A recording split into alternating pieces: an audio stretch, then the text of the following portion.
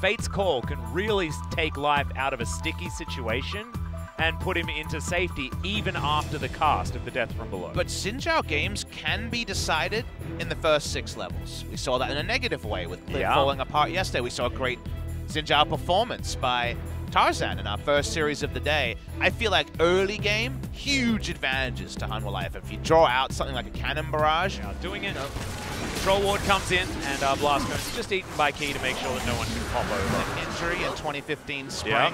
Well, Ruler might have an injury here towards the bottom side as the Bone Skewer gets flashed and misses. Wind becomes lightning, becomes... They're actually threatening. There is definitely a Cannon Barrage at the ready as Life comes in, but there is the Impale. Key tries to get away, So but if she's in full vision, Gen.G should just keep testing the Baron again and again when there's a few more minutes in the game and that becomes more realistic. Yeah, I really do like the macro positioning here from Gen.G, but now my turn. Teleport coming in. Kuzan's going to shift some sands. Cannon Barrage used defensively now as there's the Emperor's Divide. It is a very dead Skarner, but that might be all they can find as the Pike is going to get picked up in response. Cuvee just wants to kill the Xin Zhao as well. Double kill now for the Gangplank as in goes Kuzan. The Sand Soldiers not quite able to catch up to Tempt, but now they are. The Conquering Sands are in, so on. Look down, Key finds the Bone Skewer. Still some Ren stacks in there as there's the Flash Emperor's Divide. Tempt is going to go down. Sangyun follows immediately. The Impale wasn't even used, and that's going to spell 3 kills. But they're pushing 2 pretty hard as Soan has already popped the ultimate.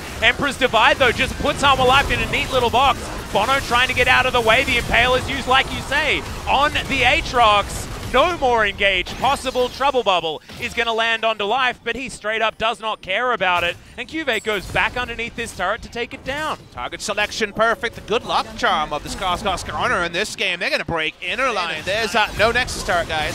Yeah, and you know how much that Nexus is worth? 50 gold, guys, and I have a feeling that Gen.G might have that money. Emperor's Divide's huge to start off the fight. As Bono has the ultimate, it's trying to keep him alive, but it's just not working. Key's Death from Below doesn't work either. He goes down basically instantly. Soan will be inside the Blood Well, but you can see Ruler, he just wants to get the free kill on the mid laner, and now it's a Nexus in his sides. Ruler does find Life with the Fate's Call, and Soan, to his credit, gets out of the way of the knockup, but he's not going to get out of the way of the end of the game. An Abyssal Voyage just for fun, as Life will lick this Nexus to death, and Gen.G with a very swift first game win. It was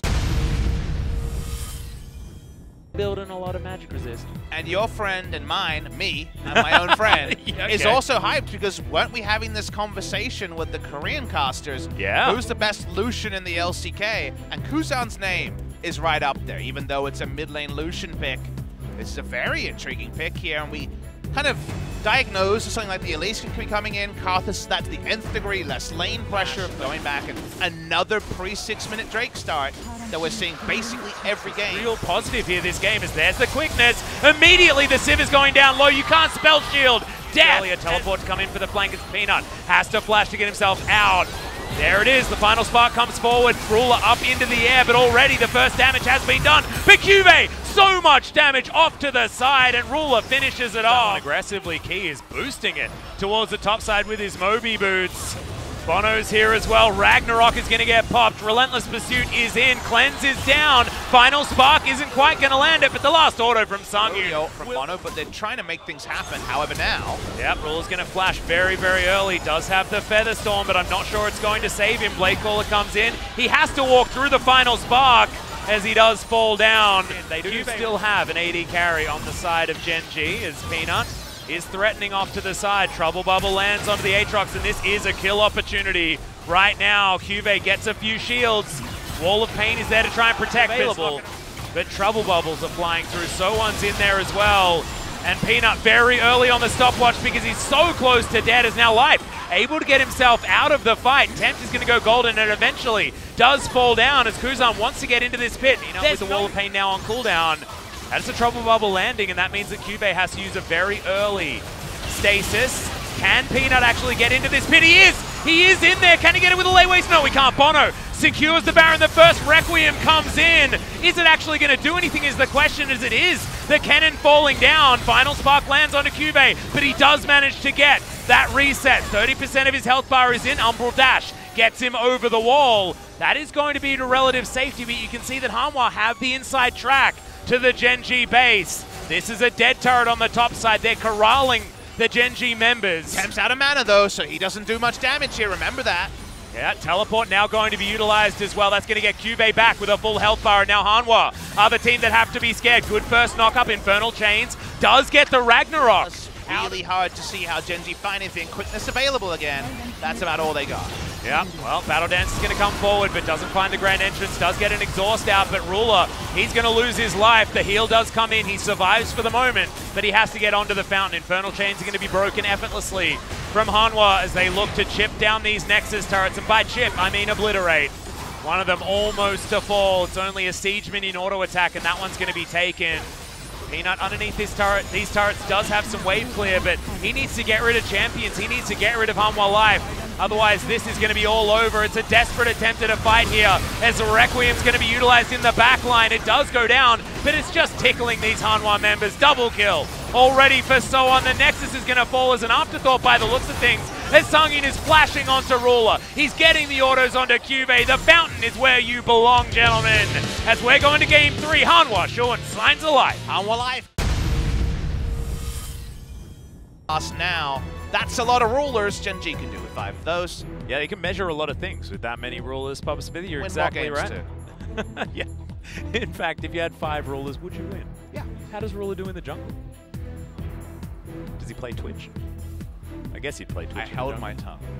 I had a thought, but I'll keep it to myself. Oh no, I think I know what your thought was, and it made me sad, Papa Smithy. Well, Gen.G. Sadly, he is not a pirate who can pilfer. The pilfering is from the blood. I feel like this opposite roles, exactly, as Sungin immediately going to get ignited. Does have that shield available as Ruler flashes, gets it! The fadeaway jump shot! For the first time this series are going to take the opening Infernal Drake. 3 games in a row, and the first Drake has been Infernal, I think, for the first time today. The second one. We've got a point here. Oh boy, here we go. Yeah, Kuzan was looking for it. Doesn't hold on to it, but you can see Life throws out the dredge line, but doesn't actually, sorry, depth charge. And there's nothing better than the Kalista winning lane and getting all the gold because the support's like, oh good, I can initiate HUD. Hi Life, he's gonna find the dredge line. Okay, that's a very high value stopwatch as Key gets out of the way, but look at that money swept into the death chamber. Songyun follows his lane partner, and we ain't done yet. Fate's Call delivers Life. Dredgeline gets over to Bono, and immediately the flash in. Good kickback onto Cube as Bono goes down to 200, and now Gen.G, they're just hungry for more. And that's why it's a recipe to disaster, and someone doesn't have a turret. Why is he here? Yep, they're trying to distract the Gen.G members with control wards, and that does keep Ruler at bay for the moment. He wants to give some kills to the rest of his team. Very early Sanguine Pool, and they've got a ward in here. Soan knows that he's dead. He's just trying to buy some time. On him. Of course the chains miss. Longest auto attack range of all time now as Peanut is going to miss another cocoon. Kuzan diving in. Does have the ultimate, but no. Pierce lands onto Tempt. He's down to half health. They are able to brute force this outer turret. True Shot Barrage only hits Kalista, but they're very certain Kalista's not bot side, and suddenly Cube's in strike. Yep, Hemo Plague comes in. Soan is tanking up this turret for a very long time. Tides of Blood comes through. It's all too easy as Soan, Sanguine Peanut, of course, does have the repel to get himself up into the air and still has the Smite Fingers. Really nicely done here from Gen.G, but Tempt flashes forward. That's the stopwatch. Tempt now in trouble. The chains land, but it's all a bait. Tempt's going to go down as Ruler comes in. Doesn't have that available to him from the mid lane. The LeBlanc has to put her face in it, and there's a dredge line always waiting to try and catch her out of that. You can see right there that trade does happen. Nexus turret number 1 is going to go down basically for free because Hanwha's tools just aren't there. This composition doesn't do that. Tempt has to try and dive to get through. True Shot Barrage goes over. Kuzan goes down to half health. Bono has to get into the back line, but has to immediately use his stopwatch as Soan goes down extremely low. That's not the late game Vladimir that we've been seeing in other games as Cube uses the stopwatch that he just picked up and flashes to take down Songyun. Gen.G, 5 members alive as the Nexus falls, and they 2-1.